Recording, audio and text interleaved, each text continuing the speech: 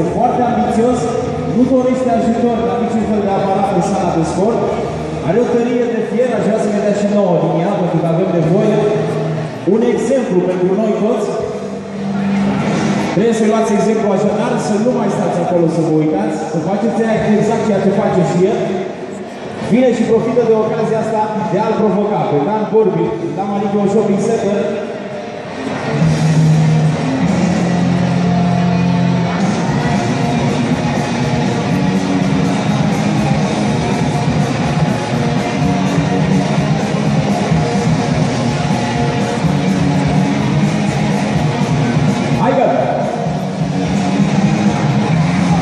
Un exemplu de urmat, Gabi Moise, aplauză pentru el, vă rog frumos, arată foarte, foarte bine, se descurcă foarte bine în sala de sport și pentru că este un om deosebit, are un sprijin din partea Maniclo Shopping Center pentru a-și atinge visele, pe care știm cu siguranță că le are.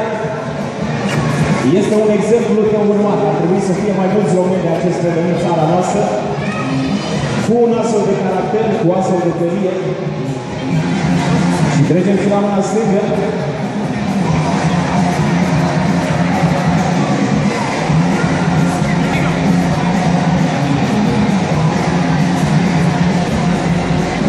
Uitați-vă ce mușchi are și Gabi.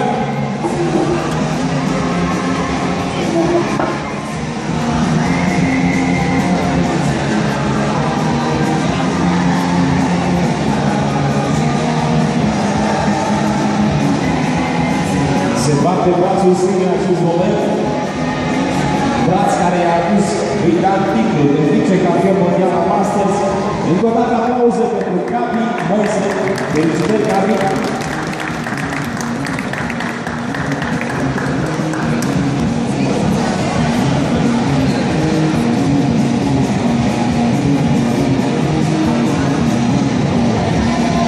Un exemplu de urmat.